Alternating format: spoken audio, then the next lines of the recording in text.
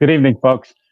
Welcome to our Onward Transitions Parent Forum this week. For those of you who might be joining for the first time, I'm Andy Durstein. I'm the clinical director and therapist here at Onward Transitions.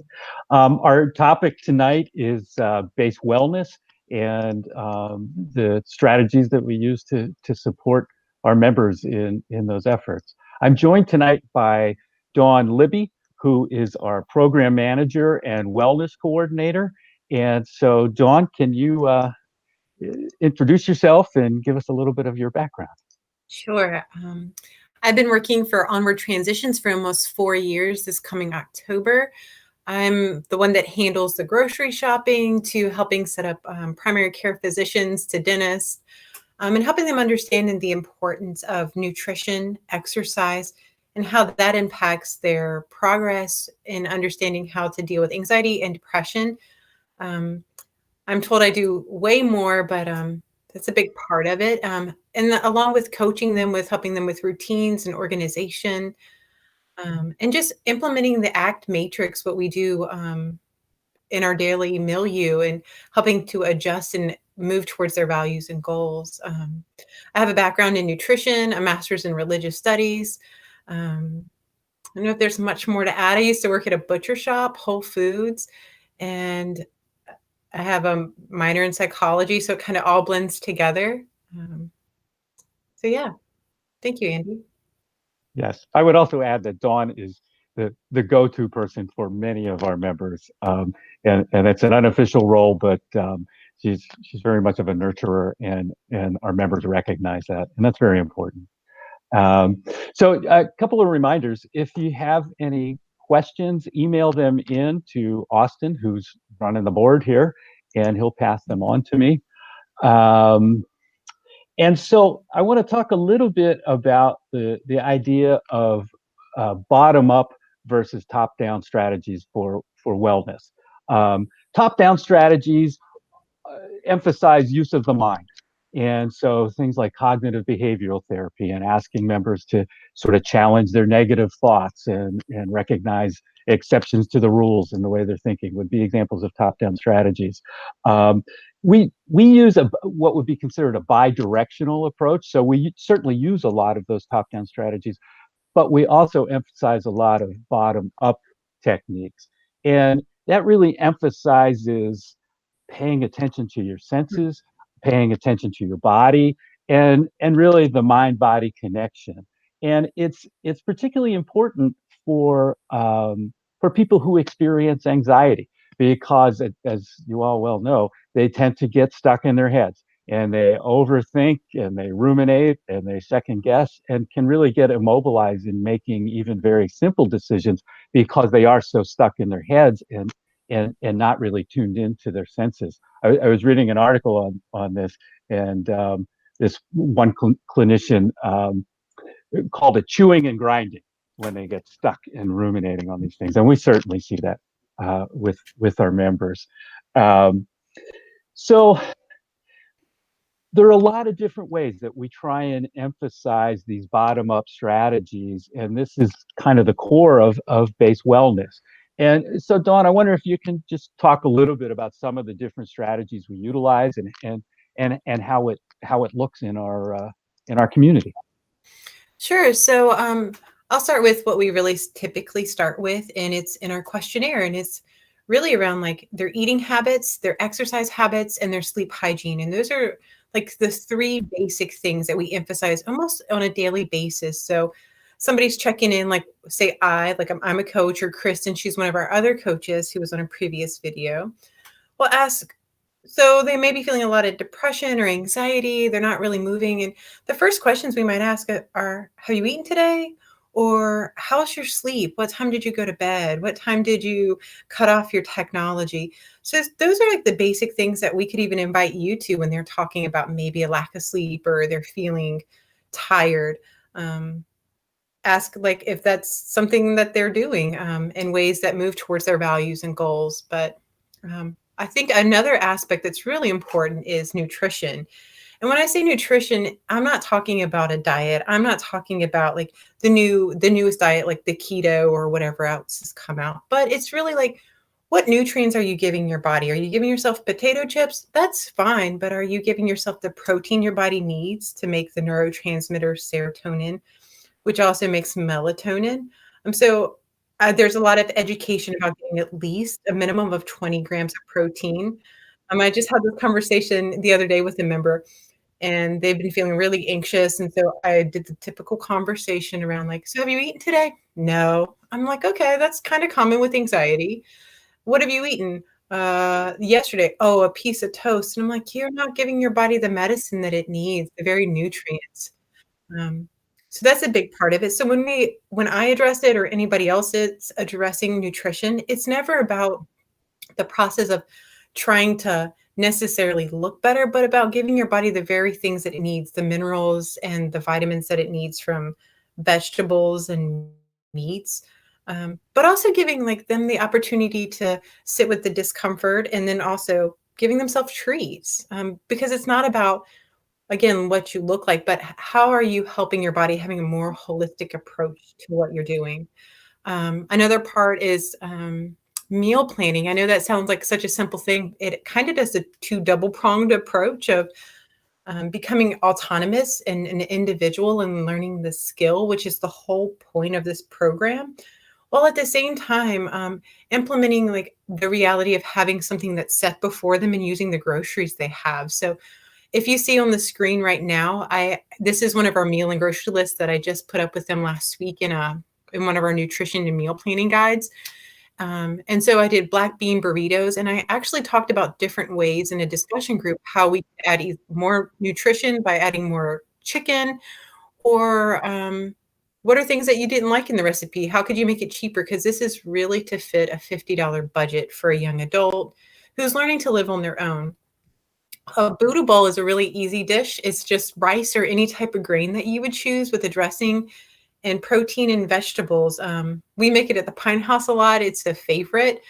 It's a favorite when they get to add hot sauce. It seems to be the number one condiment with 20-year-olds. And then the other one is the 5-ingredient pasta. So it's really trying to get them to implement to cook and not always eat at the 7-Eleven or do a DoorDash, but really having a more um, accessible tool in their belt. So when they are feeling anxious and depressed, they already have that tool, because that's what it is. We're always going to experience anxiety and depression at some point in our life, but it's really just having the tools accessible and have practiced them where you can still move forward with those feelings. And if you scroll up, I already have a menu, a recipe, like directions, and then down I have a grocery list that coincides with this. Um, So if we see like there's just it's also teaching them how to buy and not buy extra, because I hear complaints that it goes bad. And just like learning how to buy condiments without buying excesses. So another thing that we do when we're in person is also teaching them how to do grocery shopping. And right now, because we are virtual, I do talk about grocery lists with them and meet on them one on one if that's something they would prefer or feel like they need. If they're anxious, then we coach them about moving towards their values and their goals. We use the ACTS matrix to say, so I know you're feeling anxious. Can you sit with the discomfort and move towards what you need and want? Another thing that's really important is being active. So being active can be mindfulness yoga classes. I don't know if you've noticed this with any of your 20-year-olds. I see it with myself, but sometimes we just get into eating without being aware of what our body needs. So if we're really stressed out, our cortisol levels are up and we're just shoving food in our mouth, and it actually causes a lot of gut dysregulation. So I do yoga classes every morning. I don't teach them, but we do yoga with Adrienne. Not that I'm putting a plug in for her. But that's really to teach mind and body connection, because a lot of times we're just used to just eating food without being aware of how much we need and what we need. And then before you know it, maybe we've eaten a pizza or 2 pizzas, and then we feel shame. So just really having a connection with what we're doing, what we're feeling. And that way we also are aware of if we're depressed, how did that food either help us or did it put us in a bigger depression because we're feeling more shame about what we ate? Um, Austin, he does meditation and guided meditation, that's on our schedule. So that's just like 5 to even 30-minute sessions of just learning to sit with your body, being in your mind without judging it. Another thing that we do in that sphere is exercise. So, yoga kind of does like the double pronged approach, but another thing that we're doing is exercise. So, this morning I did a 15-minute exercise video. I mean, it's just to really encourage people that exercise doesn't have to be an hour. It doesn't have to be for the most fit, but it's really getting your body moving. So you do have that bottoms up approach of getting your heart up and getting your adrenaline running. Um, and then that's also going to go to the next process, which is routine and structure. Because when we add routine into our life, it gives us momentum, something to feel proud about. Um, so when we do exercise, that's a structure in and of itself. And then the other piece is just in case you don't know this, some people might have problems with being organized. I don't know if you have noticed that with your own children's bedrooms, but I'm sure it's frustrating. But a lot of times is they don't have the skill sets because the way their brain is made. And so we work with them to specifically help them with any deficits that they're feeling and then to start having momentum with them, incremental gains. So maybe one week they have their laundry all over the floor. And so maybe we have a 3 hamper system to make them feel proud of maybe dirty, maybe you don't know, and then the other one's clean and you really need to get to it. But just having systems to help them make movement, because when they're not making movement, they just feel stuck and they stay stuck. That's along with also being intentional with using a scheduler, a planner, and giving them accountability without shame is really important. So I was talking with a member. I'm like, "Did you put that in your calendar?" "Yeah, yeah, yeah." I'm like, "I'm watching you. Can you go ahead and put it in? Because I know from the history of knowing you, you don't make it to meetings on time." So, um, that's another piece of it. I also do set up systems for their apartments and organizations, med routine. I'm not a med manager, but I do, like, ask them questions about, "So how many meds do you have? Do you know how to refill it?" This is part of being an adult and not having reminders from anybody else, but what's gonna work for you the moment you're not in our program. Another piece is, setting up PCPs. A lot of times they're like, "What's a PCP?" But being an adult and learning to set up your own primary care physician, um, finding a psychiatrist. So whether you're are online or you're in person, we really work with them to find their own psychiatrist so that they're able to learn how to find them and also make appointments with them. I also ask if they know how to do refills on their own. Um, Other like important providers that they might need that you transition from living with your parents and then having the autonomy to start making these decisions and owning what they need for themselves, which helps them when they leave here. So that's just a little bit of what we do. I feel like I just shared a lot. After talking about it, it makes me realize what we do. But I still feel like we're totally missing a whole aspect that I may not have mentioned. So, Andy, if anything's come to your mind, would you go ahead and mention it? Sure. So there's kind of an intersection between mindfulness and nutrition, mindfulness and everything. But one of the ways this plays out when we're back to face at the Pine House is dinner time. Mm, And so everybody goes, serves themselves. We all wait at the table until everybody is seated. And and Dawn and others have begun implementing a 1 minute meditation before we start eating, just to slow people down to tune into their bodies before they start eating. And then we ask that they wait 5 minutes before they go back and get seconds, so that their body has a chance to catch up with their mind. Um, and without that, not certainly not every member, but some would just, without really giving it any deliberateness, go back and refill a bowl 3 times. And by waiting until their body senses kind of catch up with their brain, they tend to eat more deliberately and thoughtfully. So that's just an example of mindfulness in the way that we try and encourage healthy eating.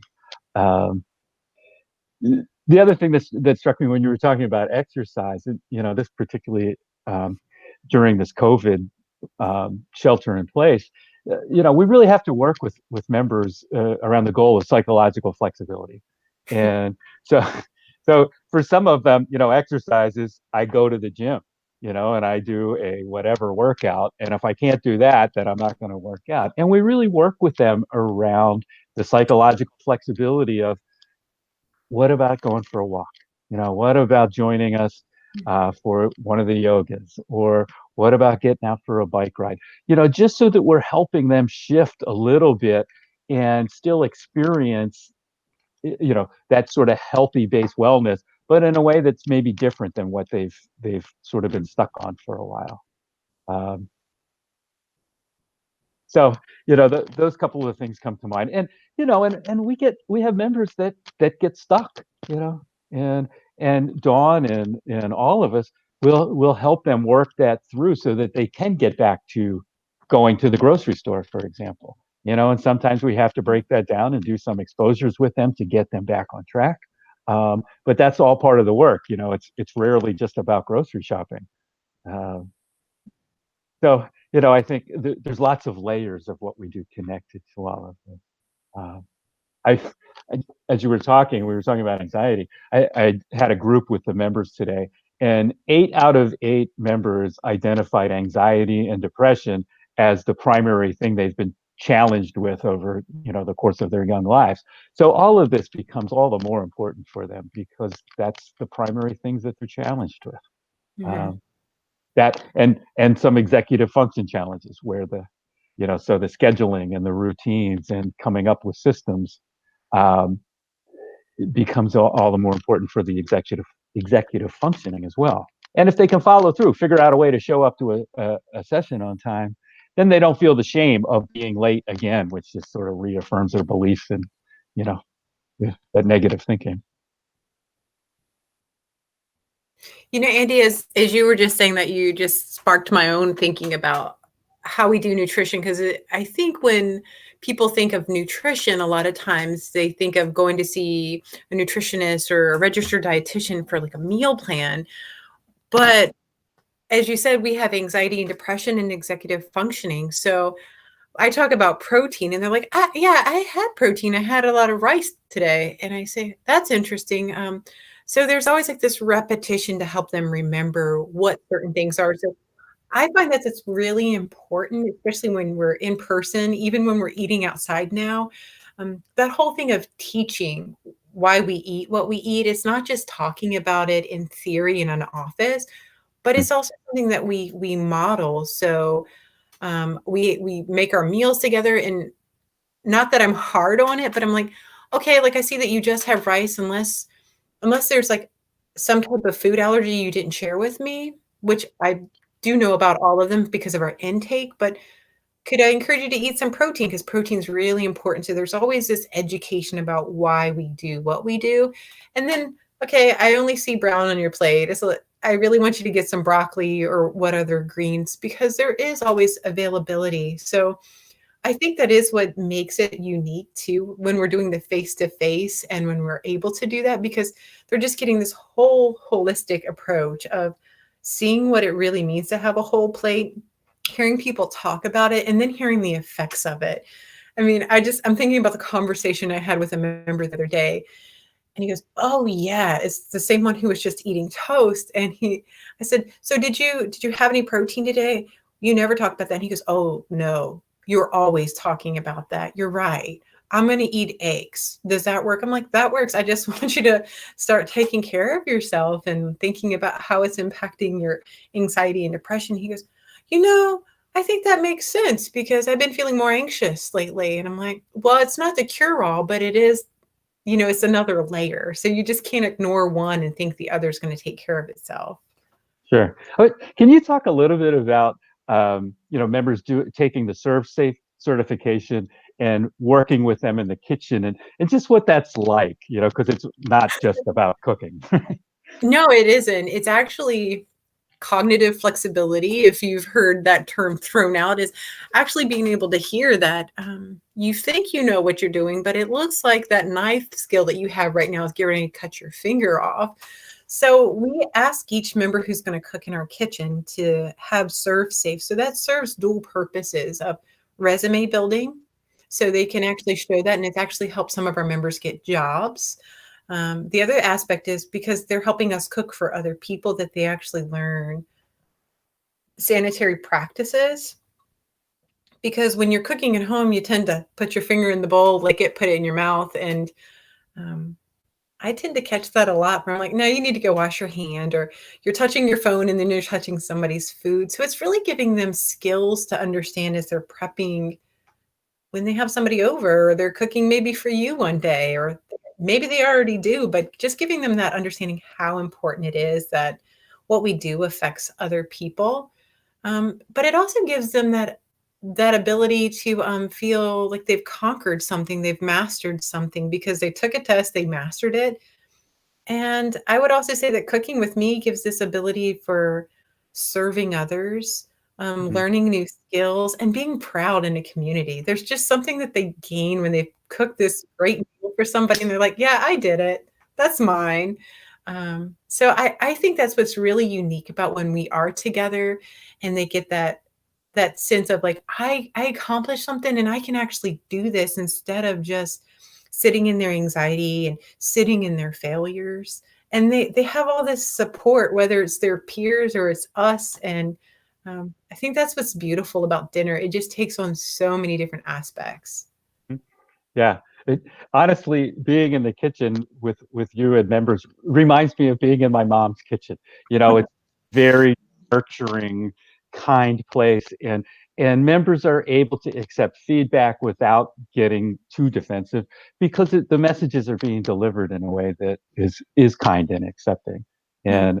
And I think that makes such a difference to them. Um, but we have a question here, a different topic. Um, Got to get it back.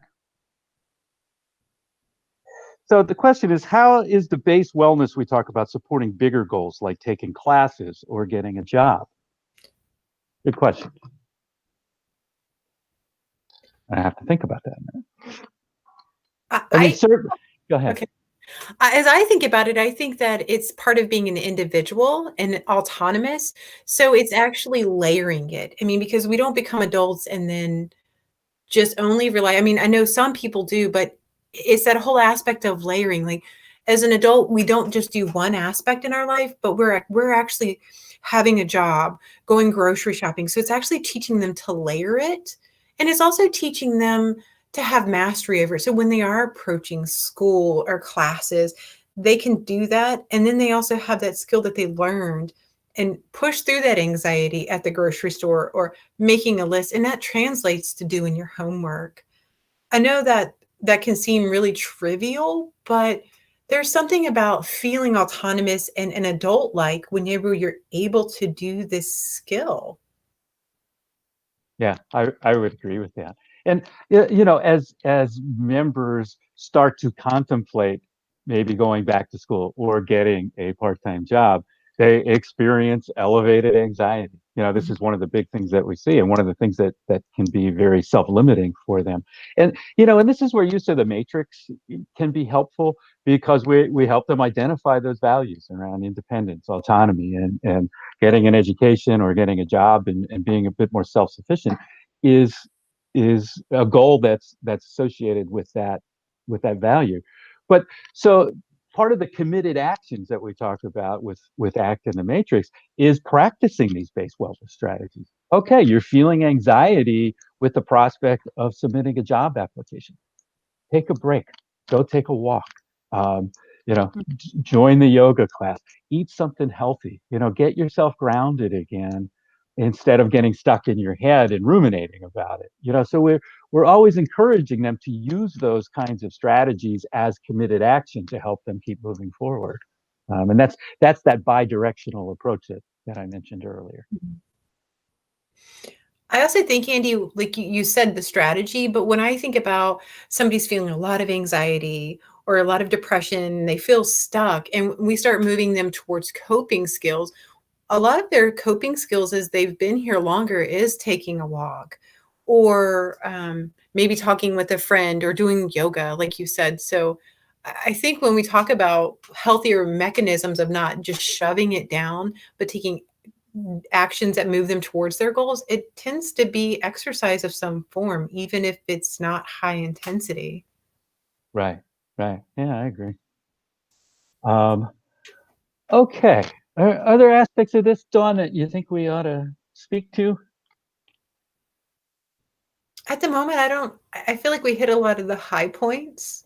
I mean, I don't know if we can tackle all the concepts of it, but I do think that nutrition's really important and really emphasizing getting nutrients instead of like thinking about what diet they need to do, but really just thinking about nutrition and not labeling food as good or bad is really important as you're interacting with your kids. Um, and just really encouraging them to use the skills and all the resources that we offer.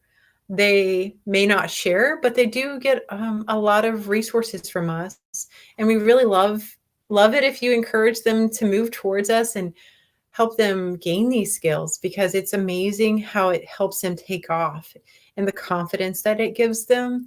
Um, that's probably the most rewarding part of this work is to just see them learn to s like, live with their anxiety. It's not like we're asking it to go away, but for them to start moving forward with their anxiety, with their depression. They will always have executive functioning deficits in some area, but, like, learning to get the skills to actually make them feel confident and to live a life that's enjoyable for them. Hmm. Yeah. I was thinking about the cooking specifically, but this notion of gaining competency and confidence. So, uh, someone who's not very comfortable cooking, that's not going to be a relaxing experience for them. They're going to be in their head. They're going to be stressed as they work with you, as they keep practicing using the menus, all that sort of stuff, and they gain that competency and confidence.